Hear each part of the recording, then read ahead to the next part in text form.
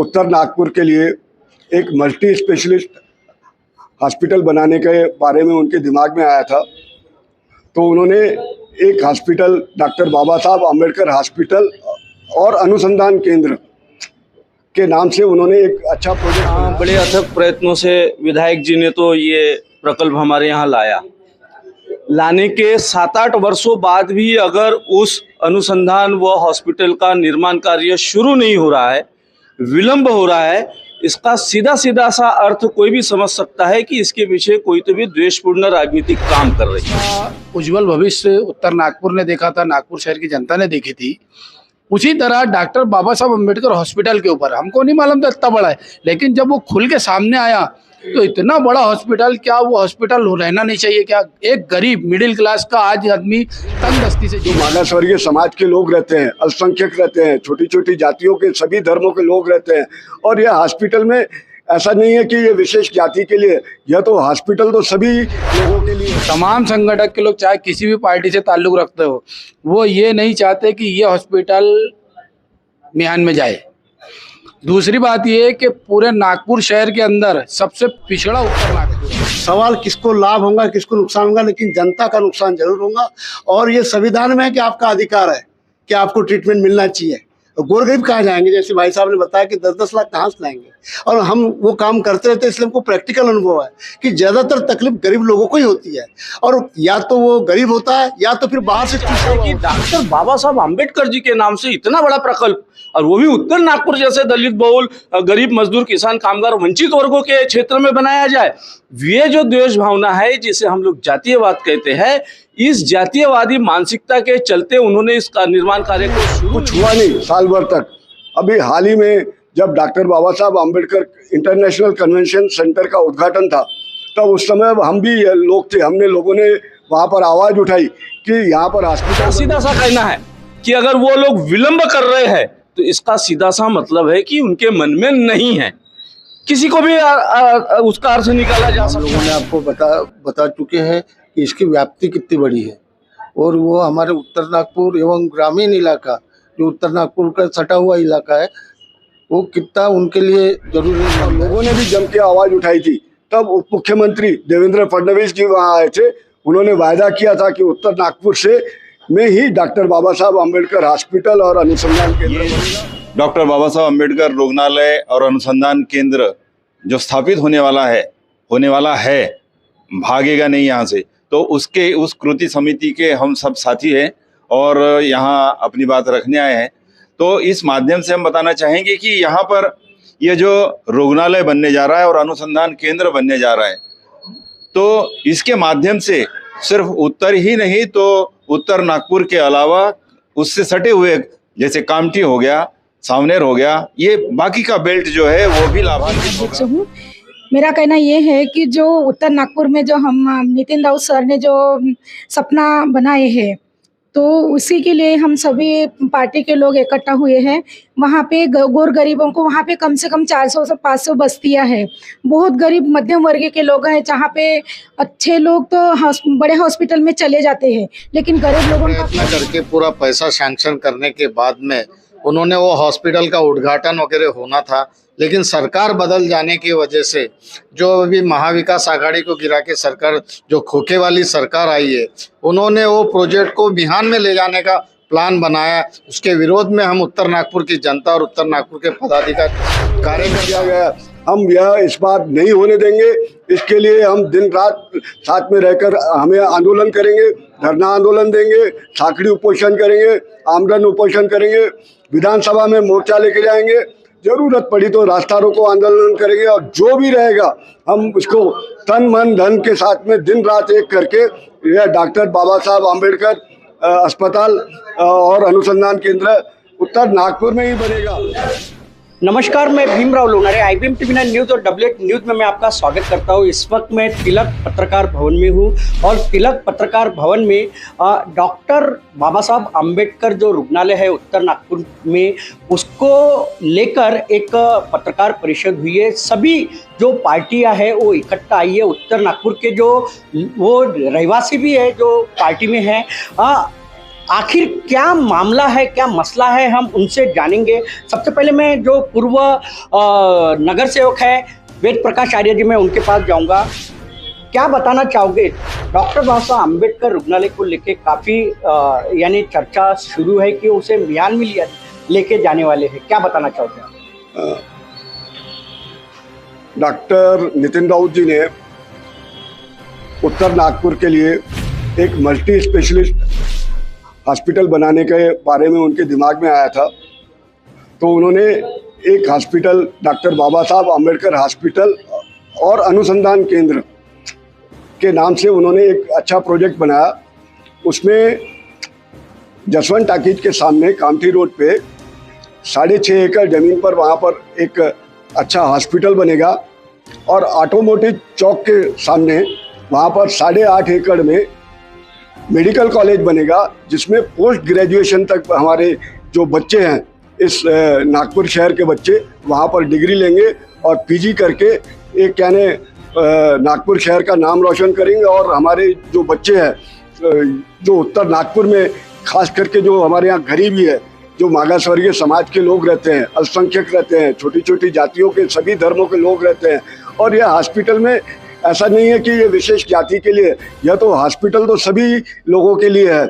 इस हॉस्पिटल की उन्होंने सोचना की और उनकी मन में इच्छा थी कि यहाँ पर एक सुंदर हॉस्पिटल बनाना चाहिए, तो उन्होंने उसके 1156 करोड़ रुपए 2021 में मंजूर करवाए थे।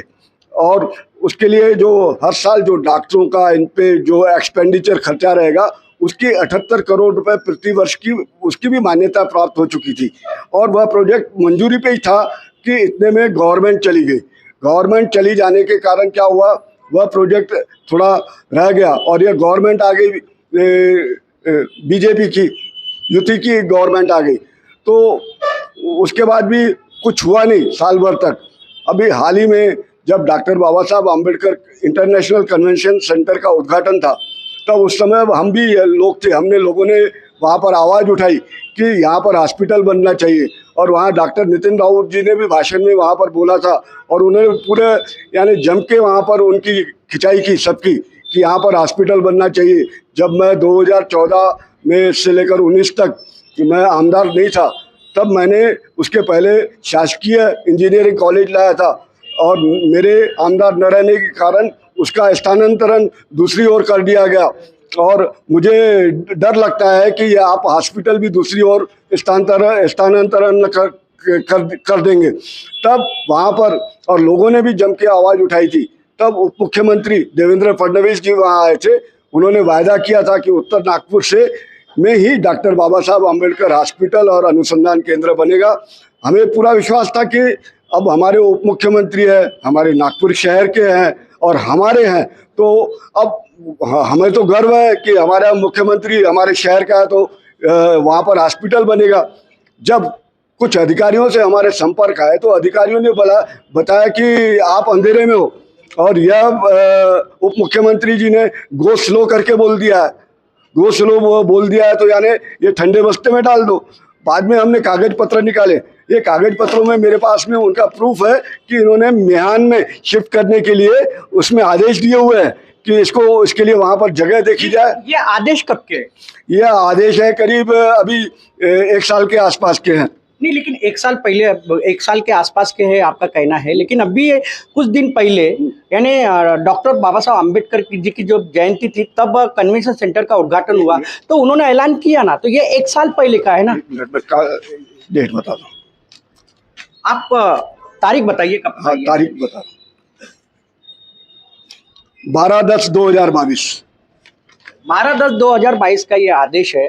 लेकिन 2023 में जब डॉक्टर बाबा साहब अम्बेडकर कन्वेंशन सेंटर का उद्घाटन हुआ तो उन्होंने ऐलान किया कि हम यहाँ से मिहान में नहीं हटाएंगे डॉक्टर अम्बेडकर रुग्णालय को, ऐसे उन्होंने कहा और ये वचन दिया उन्होंने उत्तर नागपुर वासियों को। जब नितिन राउत जी का भाषण था तब, तो ये 2022 का है, तो आपको किसने बताया कि वहां से डॉक्टर बाबा साहब अम्बेडकर रुग्णालय हलने वाला है? क्या है, वहाँ पर अधिकारियों को काम करना है, विचारों को, उनकी नौकरी का सवाल है, नहीं तो फिर उसके पीछे भी ईडी सीबीआई लगा देंगे और वो भी ठंडे बस्ते में चला जाएगा।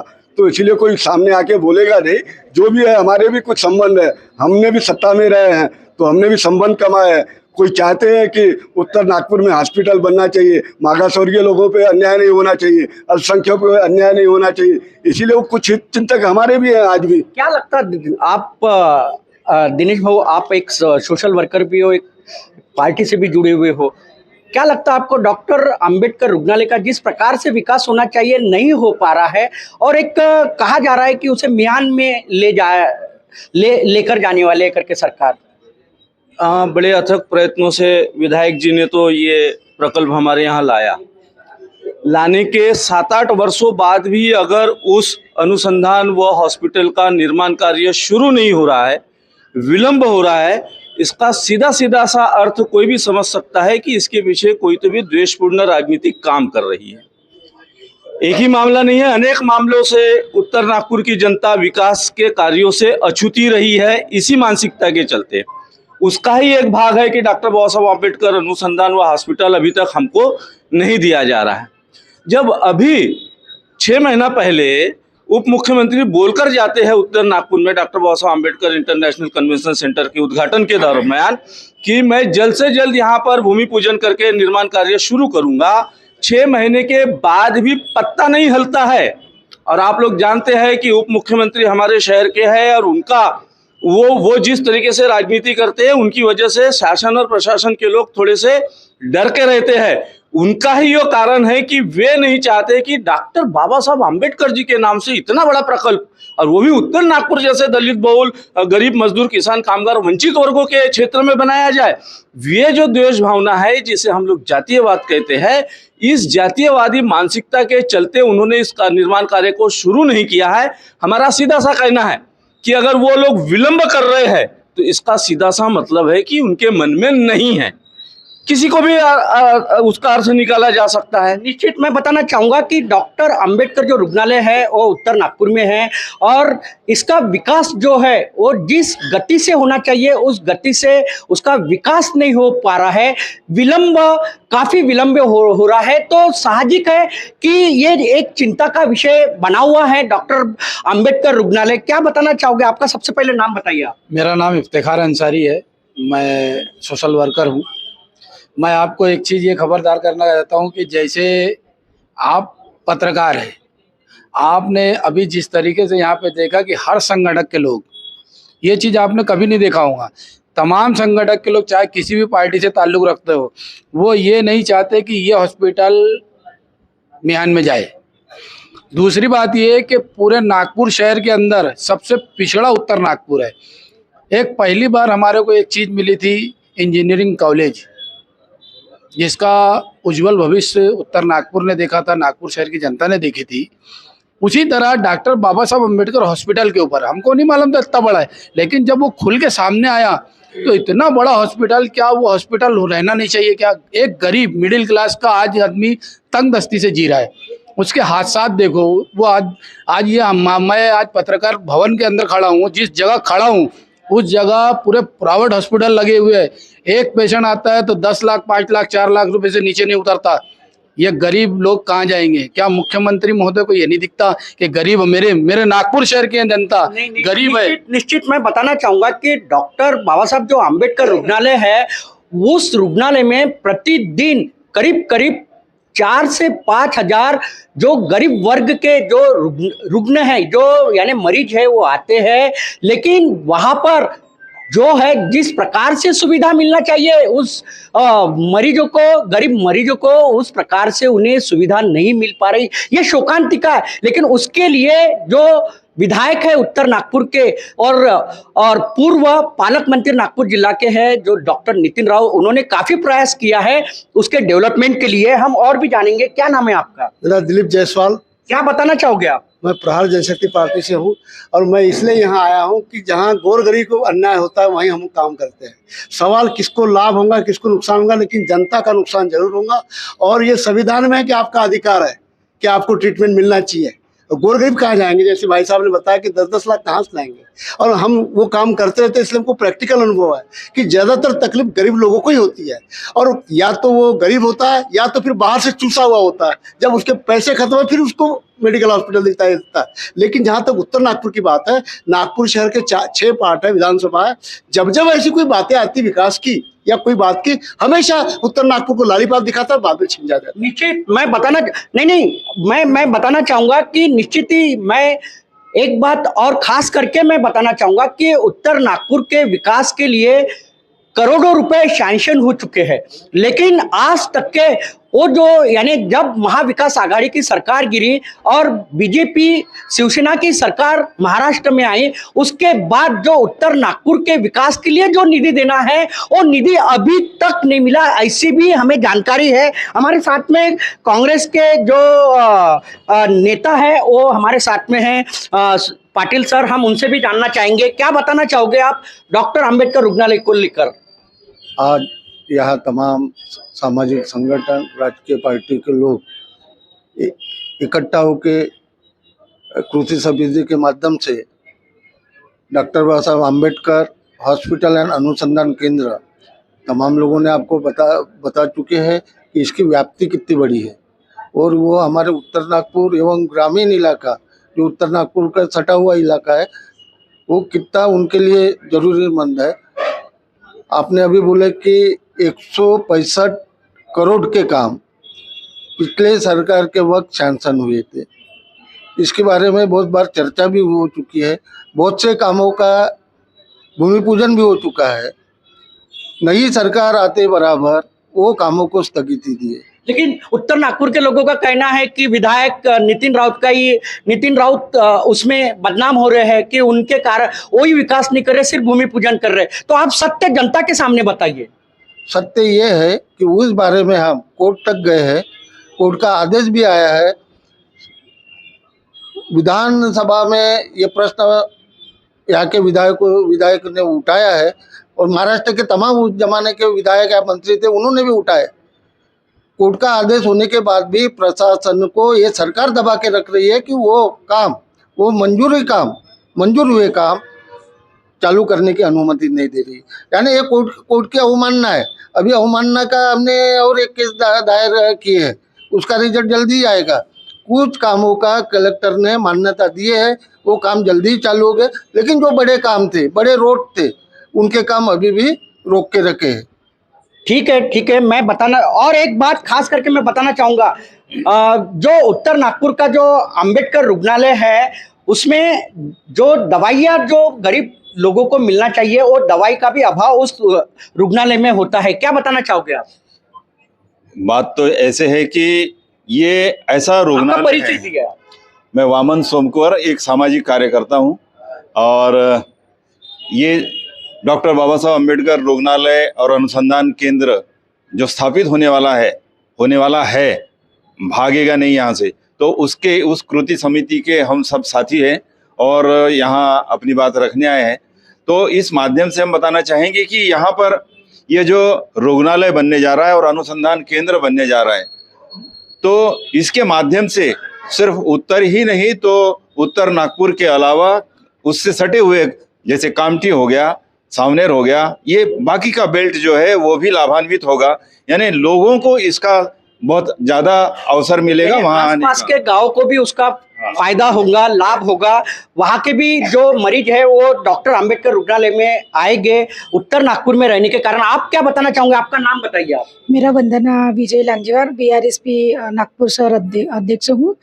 मेरा कहना ये है कि जो उत्तर नागपुर में जो हम नितिन राउत सर ने जो सपना बनाए हैं, तो उसी के लिए हम सभी पार्टी के लोग इकट्ठा हुए हैं।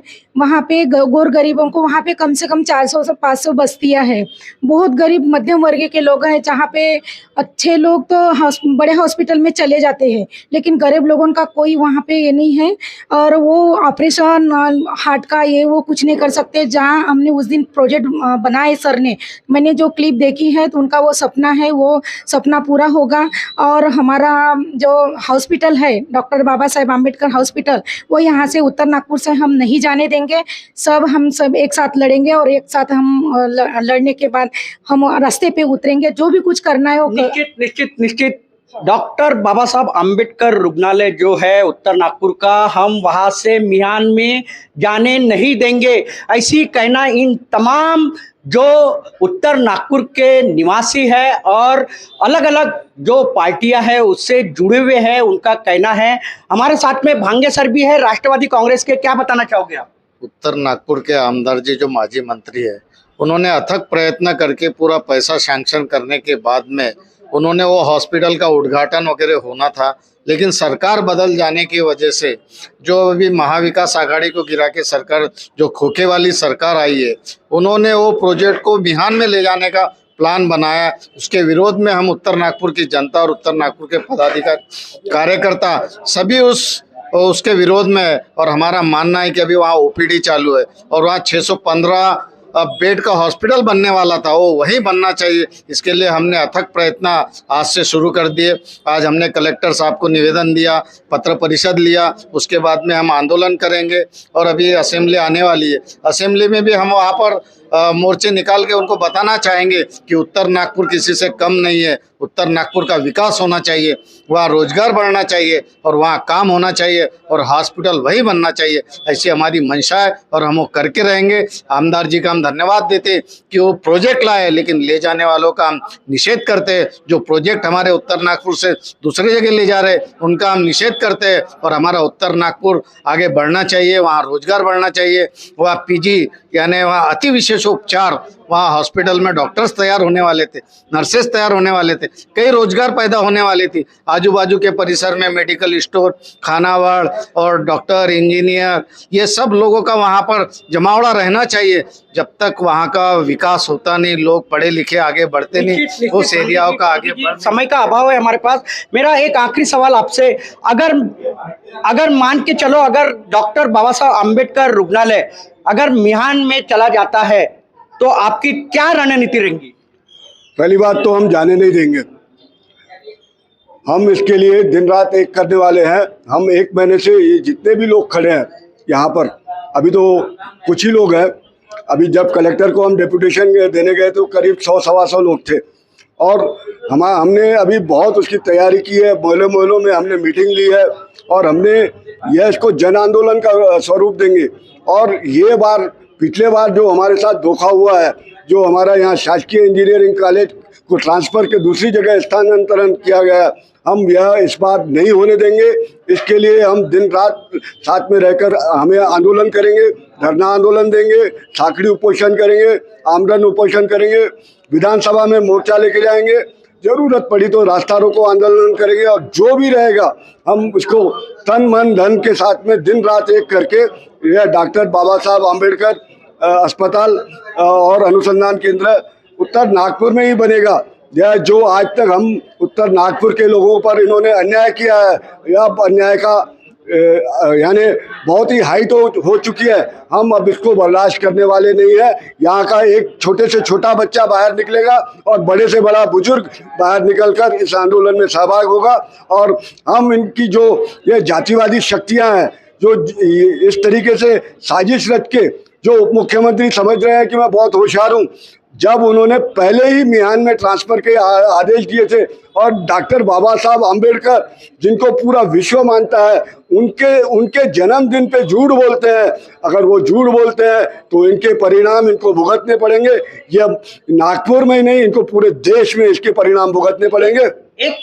एक आप पूरे महाराष्ट्र में ही नहीं तो पूरे देश में आपकी एक न्यूज़ बहुत चली है गुणवत्ता सदावर्ते को लेकर कि आपने उनको नोटिस भेजा है। जो माननीय शरद पवार जी है उनके बारे में जो उन्होंने टिप्पणी की है, आखिर क्या मसला है वो? देखिए, वो गुणवत्ता सदावर्ते काफ़ी समय से 2 सालों से मैं देख रहा था कि वो पवार साहब के लिए, आदरणीय पवार साहब के लिए कुछ भी अनशन बोलता था और उनके बारे में जो आया, या तो वो प्रसिद्धि पाने के लिए करता होगा, या तो किसी पक्ष का वो छोड़ा हुआ प्लांटू है, और वो या तो उसका मानसिक संतुलन बिगड़ा हुआ है। ये 3 में से कोई चीज़ है। जब मैंने देखा कि यह इस तरीके से आदरणीय पवार साहब के ऊपर हमला कर रहा है, हाल ही में आपको याद होगा मराठा आंदोलन चल रहा था, उस दौरान कुछ हिंसा हुई थी। तब उन्होंने यह कहा था कि यह हिंसा के पीछे आदरणीय पवार साहब ने बल दिया, इसीलिए यह घटना हुई। पवार साहब का क्या लेना देना उससे?